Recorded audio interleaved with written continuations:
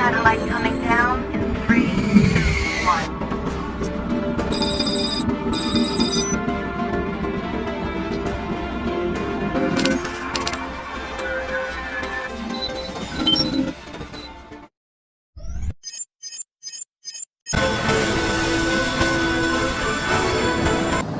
Assalamualaikum warahmatullahi wabarakatuh and good day everyone. My name is Zakirah Bt Zaludin. I am Year 2 student of Biomedical Electronic Engineering from the Faculty of Electronic Engineering Technology. Hi, my name is Nurul Binti Tejri. I am from Year 2 Biomedical Electronic Engineering course. Hello everyone, my name is Siti Muda Binti Ibrahim. I'm from Biomedical Electronic Engineering Year 2. Hi and good day. My name is Syafiqah Izzati Binti Zuraimie. I'm Year 2 student from Biomedical Electronic Engineering course. Hello everyone, my name is Thenmoli and I'm from RK85. Hi, Assalamualaikum. My name is Nurul Zulaikha Binti Zafrul Imran with my matrix ID 191151386. Hello everyone, my name is Noemily majinus. I'm a student from RK85 Biomedical Electronic Engineering. My matrix number is 191151352. Assalamualaikum warahmatullahi. My name is Fatihah binti Muhammad Farizan and I am from RK85. Thank you.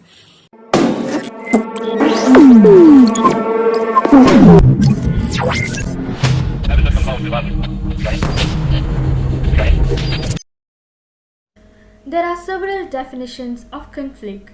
Conflict is a process of social interaction and a social situation where interests and activities of participants actually or apparently confront, block and disable the realization of one's party's objectives. This is according to Jambrek Panic. According to Robbins, conflict is a process where person A deliberately makes an effort to prevent efforts of person B with an opposing action which will result in frustrating person B to achieve his goals or satisfy his interests. According to Rahim, organizational conflict occurs as actors engage in activities that are incompatible with those of colleagues, organizations, or unaffiliated individuals who utilize the services or products of the organization. There are several approaches to types of organizational conflicts, but for our analysis, we will take a look at the following types according to Hiner. Vertical conflicts occur because the supervisor is always telling an employee what to do and tries to micromanage while he or she should let the employee to do his or her job. This type of conflict exists in organizations where the organizational structure has a high degree of formality. Horizontal conflicts occur between employees within the same department. Example, on the same hierarchical level. These conflicts can manifest for many reasons, such as the different interests or ideas related to distribution of resources. Line staff conflicts occur between support staff and line employees within a department or an organization. Role conflicts can stem from an incomplete or otherwise fallacious understanding of the assignment given to an employee at a specific moment in time. Now, I would like to pass to Zakirah to present more about the types of conflicts. Hello everyone, back to me. Thank you to my team members Thenmoli for the great introduction to this topic, which is organizational communication. I am Zakirah Zaludin. I'm going to talk about the type of personal or intrapersonal conflict in organization. First and foremost, what is the type of personal or intrapersonal conflicts in organizational communication. The personal or intrapersonal conflicts is a conflict experienced by a single individual, where an individual's objective or vision differ, including the values of roles diverge from his or her company's overall visions. This refers to a conflict within an individual. As example, a lawyer may experience a conflict of values when he represents a defendant that he knows to be guilty of the charge brought against him. Or it might be a role conflict where a worker might have to choose between dinner with clients or dinner with family. Intrapersonal or personal conflicts arises from frustration numerous roles that demand equal attention, but it's why it's always possible to devote, and goals having both negative and positive aspects. There are 3 types of intrapersonal conflicts. First, goal conflicts. Second, goal conflicts from frustration, and the third one is role conflicts. Now, I'm going to go one by one for the type of conflicts. Start with goal conflicts. In goal conflicts, it have 3 major forms that have been distinguished. First, approach conflicts, where the individual is motivated to approach 2 or more positive but mutually exclusive goals. Secondly, approach avoidance conflicts, where the individual is motivated to approach a goal and at the same time is motivated to avoid it, where the single goal contains both positive and negative characteristics for the individual. Third, avoidance conflicts, where the individual is motivated to avoid 2 or more negative but mutually exclusive goals. Next, the second type of conflicts is conflicts from frustration, where in this conflicts happens when the frustration occurs that motivated drive is blocked before a person reaches a desired goal, where an individual driven by an inner state of deficiency engage him or herself in some action to fulfill the deficiency, but his or her attempt to reach the goals are checked by barriers which may be overt or covert, where the overt or external barriers include floods, power failures, and the breakdown of transportations, where the frustrated individual adopt any of 4 defense mechanisms, which are aggression, withdrawal, fast actions, or compromise, where the conflicts from frustration occurs in all defense mechanism situations. Lastly, the third of personal or intrapersonal conflict is role conflicts, where in this conflict is the conflict that need by an individual to play several roles simultaneously but finding time and resources inadequate to do so. For example, roles such as digital equipment operators, clerk, engineer, system analytics, vice president, and chairperson of the board that often carry conflicting demands and expectations, where there is recent research evidence that shows such conflicts can harm well-being and performance, and also may be affected by the cultural difference. There are 3 major types of role conflicts. Firstly is the conflict between the person and the role, where there may be a conflict between the person's personality and the expectations of the role. Second is an intra-role conflict created by contradictory expectation about how a given role should be played. Finally, the role conflict is resolved from the different requirements of 2 or more roles that must be played at the same time. Work roles and non-work roles are often in such conflict. That's all from me. Thank you. Now, I'm going to pass the presentation to my next team members, Nurul, Zulaikha. Hi, it's me, Zulaikha. Thank you to the former presenter for your explanation. Now, the presentation is passed to me. Here is my first question. What is conflict in organization? It is more to a process of one individual or group that react to another entities that have frustrated their plans, beliefs, goals, or another activities. In other words, it can happen when actual goal or expectations are blocked by another person. I will give a general example for this discussion. Let's say we have 2 competitive workers work in same organization and one get promoted but one does not. It can lead to a conflict here. So, how many types of conflict can occur in organization? There are many types of conflict can occur in organization, but only 4 types of conflict that are commonly occur in organization. What is it?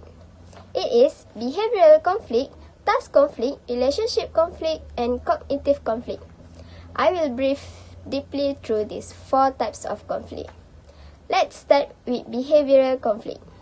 It exists when one person or individual and groups does something that is unacceptable to others.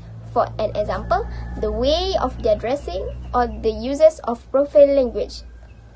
The next one is cognitive conflict. It results when one person or groups holds ideas or opinions that inconsistent with others. Let's say, in a meeting, there will be some workers with different kind of view that may lead to disagreement on the issues that have been arised in that meeting. So, the conflicts will happen here. The next one is task conflict. It involves a concrete issues related to employees' work assignments. For an example, there are one worker that are determined to go to a conference, but another worker is selected to go to the conference. So, the conflicts may happen here. The last one is relationship conflict. It arises between one individual with different characteristics on how to get along with each other. For an example, the way we get comfort with another workers and how to comfort ourselves in that organization. With all these conflicts, can it be solved? Yes, of course. Every conflict has their own solutions, but in the organization conflict, it depends on ourselves, then we can automatically change our surrounding. What can we do with ourselves? We can focus on behavior and events, not personalities. Identify points of agreements and disagreements to settle the conflict. Develop a plan to work on each conflict.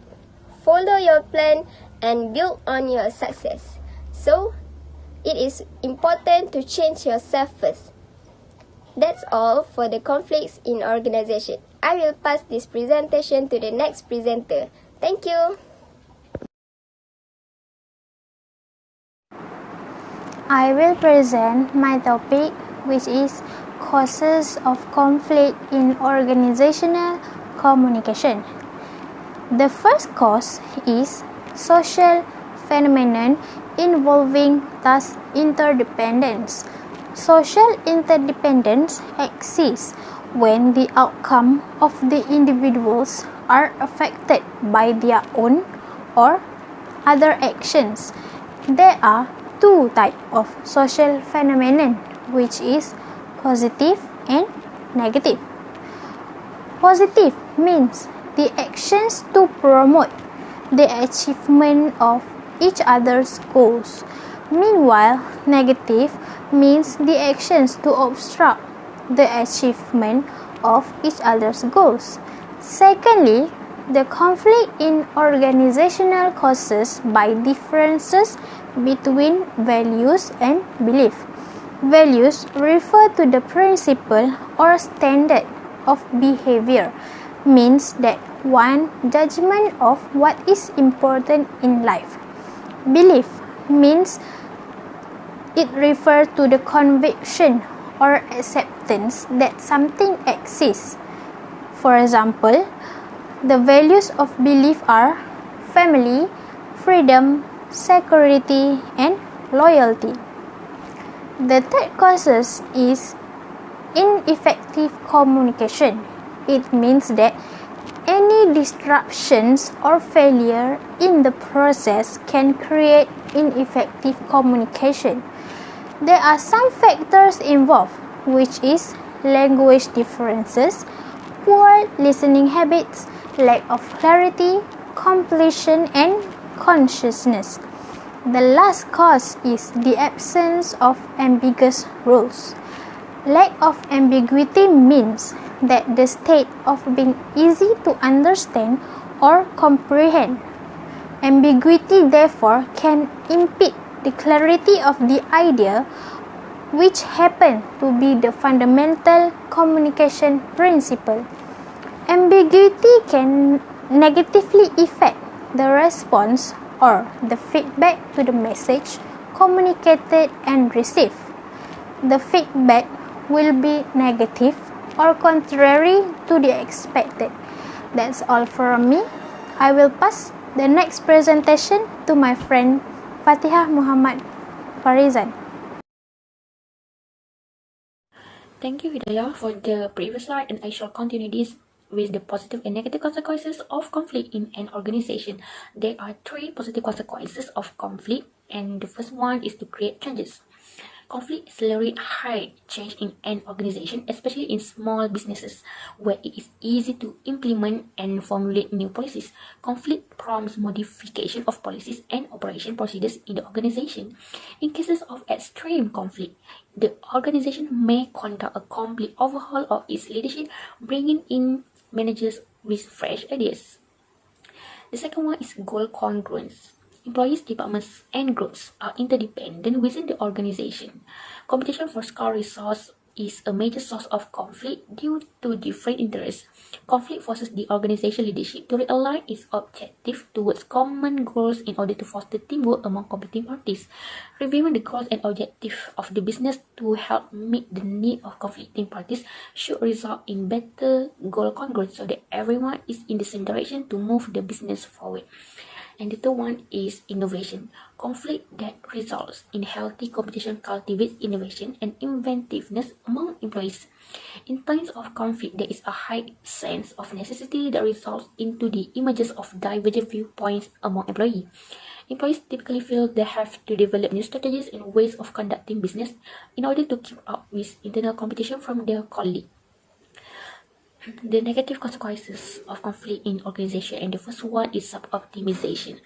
In instance where conflicting parties engage in extreme disagreement, sub-optimization may occur. When conflicting parties push the pursuit of their own interests excessively, the organization goals end up compromised. Instead of working together to achieve the organization's goals, conflicting parties engage in needless feuds that result in superiority contests. Distortion of goals occurs as parties embark on undermining each other's effort. And the last one is waste of time and resource.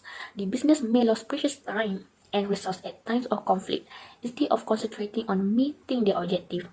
Employees waste time on divisive issues. Misuse of business materials and funds is quite rampant when conflicting parties engage in warfare. Regular stress and emotional confrontation reduce the workers' productivity and eventually the profitability of this business. The business may suffer high turnover as a result. That's all from me, and we may continue with Noemily for the next slide. Thank you. Thank you, Farha. Hello, my name is Noemily majinus.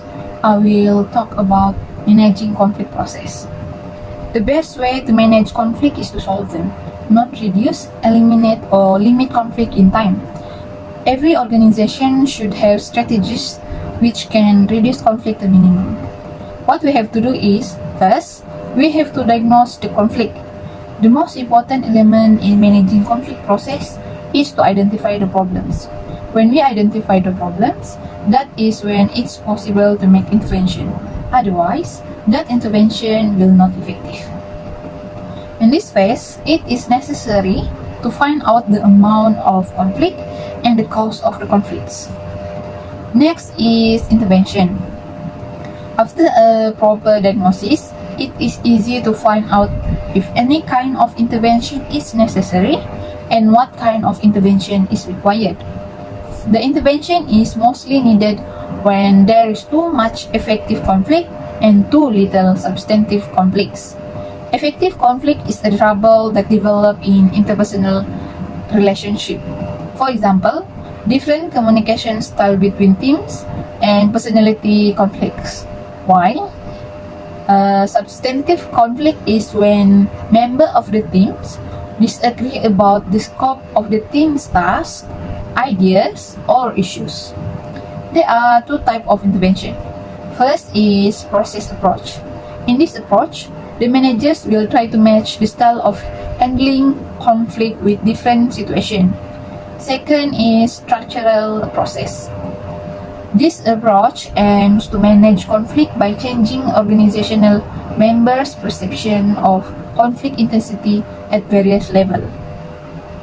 After intervention is conflict. Conflict has two dimensions, which I already mentioned before, which is disagreement relating to tasks and interpersonal issues. These two conflicts has different effect in workplace. Last but not least is learning and effectiveness. One of the major objectives of managing conflict in organization is to enhance organizational learning that involve knowledge distribution, information interpretation, and many more. Individual learning is necessary but not adequate for organizational learning. There must be process and structures for transferring what is learned by individual to the collective. I think that's all from me. My team member Syafiqah will present next. Thank you. Thank you, Noemily. According to PET-COVID 2008, managers can follow three strategies for solving conflicts. First, strategy of negotiation. This is the most common strategy of solving conflicts, and it is successful when the interests of opposite sides are partly common and partly different. Secondly, strategy of superior goal. The majority of organizational behavior writers believe that defining a higher aim is the best method to resolve conflict situations. The objective of this technique is to establish a goal that is more important than the individual goals that were causing the conflict. This technique has been proved to be effective in both political and corporate confrontations.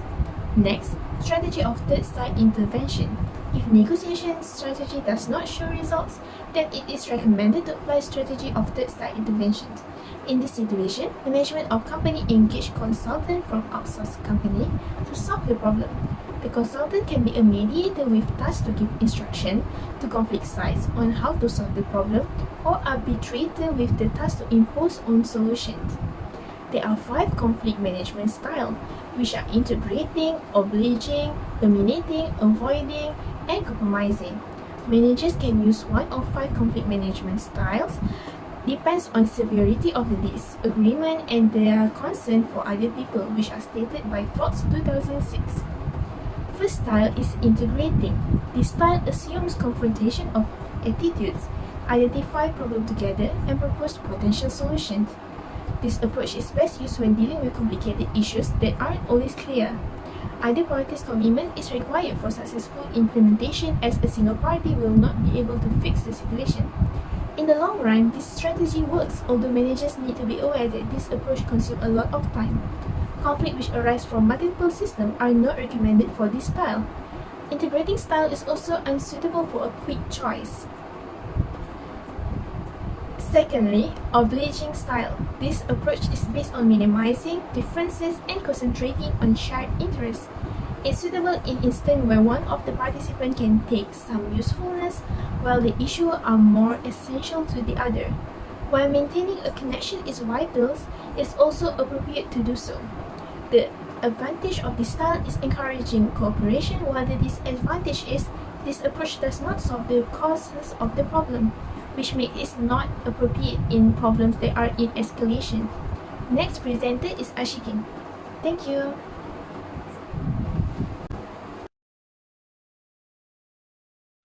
Thank you, Syafiqah, for your part. Now, I will continue. The third style is dominating. This is a frequent approach among people who are more focused on personal interests rather than common ones. Managers that use this method force employees to obey them. When there is a limited time frame and a modest problem, this method is ideal for implementing controversial working solutions. The advantage of this style is fastness, and disadvantage is disapproval and resistance from employees to management. Next, avoiding. This is a passive approach which involves separating oneself from issues and concealing them. This technique is ideal for minor issues in situations when having a confrontation rather than resolving a disagreement is more beneficial. The benefit of this technique is that it may quickly resolve ambiguous circumstances, but the downside is that it cannot tackle the core problem. This style is not appropriate for hard and escalating problems. Lastly, compromising. This approach is a way of striking a balance between personal and communal goals. Some attitudes must be withdrawn by all participants. Interventions, negotiations, and votes are all important aspects of this method. This approach is suitable in a circumstance when the pressures are balanced, but it is not appropriate if it leads in a negative outcome, such as a production delay. The advantage is that it is democratic, but the disadvantage is that it is a temporary measure that inhibits creative problem solving. According to Case 2007, for long-term reduce of conflict in organization, it is necessary to define all conflicts which happen before, their causes, and weigh how they were overcome, and in accordance with those conclusions, managers undertake structural changes. Modify goals, redefine relations between authority and responsibility, and, if it necessary, the whole organization structure must be changed. At the end, the most essential factor for picking a conflict management approach is what we want to achieve. Victory over the other party or a solution that will benefit everyone, which is stated by Fox 2006. Also, if we are a manager, our decision is based on what we want to achieve: authority, compromise, or a positive corporate image. All circumstances are real, as evidenced by actual experiences. Thank you.